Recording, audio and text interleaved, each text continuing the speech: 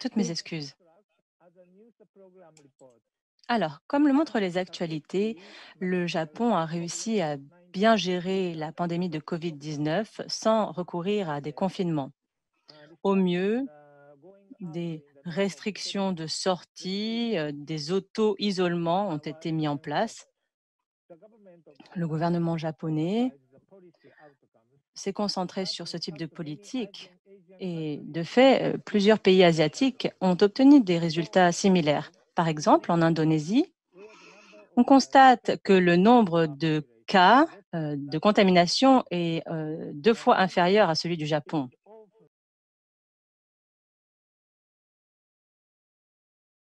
Donc, bonjour à tous. Je vais traiter du sujet de la prévention du burn-out. Il y a une partie préventive et une partie curative aussi. Uniquement en utilisant les connaissances sur les neurosciences, sur les techniques de respiration et sur la micronutrition systémique, qui est une nouvelle génération de micronutrition qui est adaptée à l'humain d'une manière beaucoup plus fine et donc beaucoup plus efficace. Pour parler de conférence, en préambule, on va rappeler quelques petites notions qui vont nous remettre un petit peu sur nos bancs d'école. Le système humain est géré par à la fois le système sympathique et parasympathique qui viennent réguler les organes.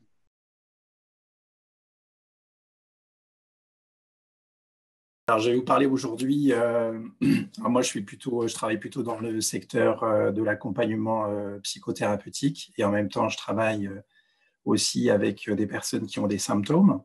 Oui. Aujourd'hui, je vais vous parler, je dirais, d'un peu d'une révolution en matière de santé à travers le rôle des liquides corporels dans une dynamique qui est à la fois neurologique et quantique et de voir un peu l'impact que ça a aujourd'hui sur nos perceptions de conscience et sur notre santé tout court. Voilà, bon, on va faire un mix, je vais vous proposer un mix de tout ça.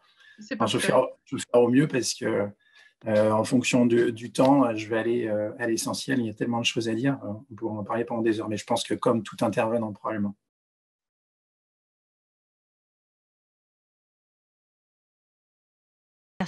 Merci beaucoup de m'avoir invité à prendre la parole, Dominique, à l'occasion de ce symposium virtuel. Alors, donc après le naturopathe, Lucas, moi, j'aimerais vous parler.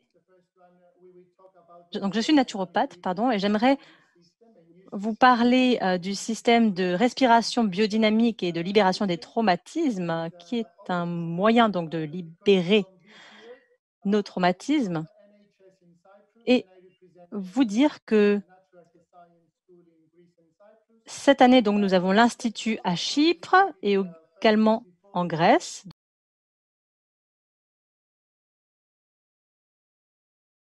Bon, ben, je suis un vieux médecin, 83 ans, mais enfin encore avec des bons neurones, et voilà. J'espère vous le prouver cet après-midi. Voilà. Et le titre de la conférence, alors, c'est les applications des huiles essentielles dans les maladies neurologiques et les pathologies neurodégénératives, Alzheimer en particulier. C'est exact. On t'écoute, Jean-Pierre. Bon. Alors, évidemment, ça peut surprendre par rapport au traitement classique d'Alzheimer pour lequel il n'y a aucun traitement, comme pour le coronavirus. Et alors là, je pense avoir découvert le mécanisme.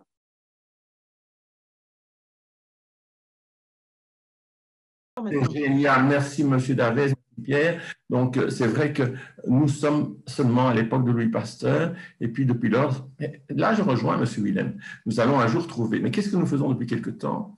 Nous défendons l'individu, soi-disant, en l'isolant. Donc, il y a un stress psychosocial, nous sommes confinés en France, nous sommes confinés en Belgique, et donc c'est un véritable stress psychosocial. On se bat contre le virus, sauf qu'on n'a encore aucun antiviral efficace, il faut bien le reconnaître. Donc, comme le dit M. Willem, on donne de la dexaméthasone à tous les gens qui sont en réanimation, et on espère vraiment qu'ils n'y arrivent pas. Et pour qu'ils n'y arrivent pas, mais qu'est-ce qu'on leur dit? Mais restez chez vous. et empêcher les autres, s'il vous plaît, ne contaminez pas les autres. Mais on ne donne pas le moindre conseil, en tout cas, sur la qualité de vie, sur le bien-être, sur le sourire, sur l'humour, sur tout ce qui fait que nous sommes des êtres uniques au monde et que nous partageons cette unicité pour en faire une universalité.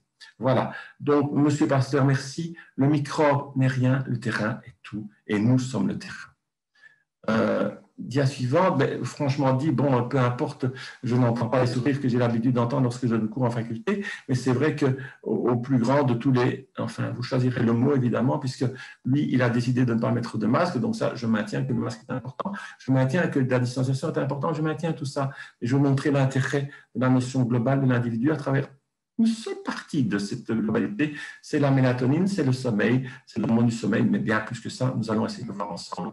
Donc, mélatonine et Covid, c'est le sujet du jour.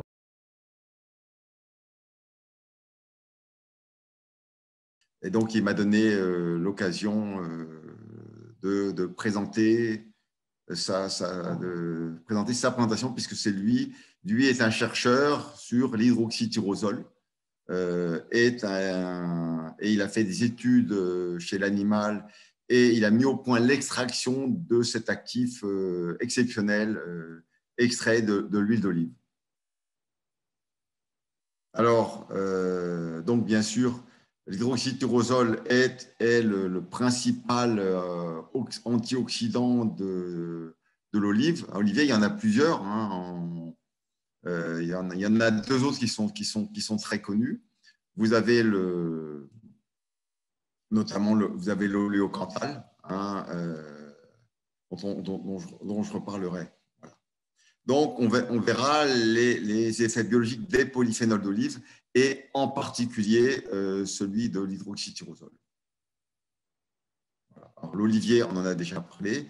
L'olive est une drupe de forme ovale constitué d'un péricarpe et d'un endocarpe. Il pèse de 2 grammes à 12 grammes, bien que certaines variétés peuvent peser jusqu'à 20 grammes. Dans l'olive, il y a 20% d'huile, 50% d'eau et 30% les grignons qui font le noyau et la pulpe. Alors, on a mis entre parenthèses les margines.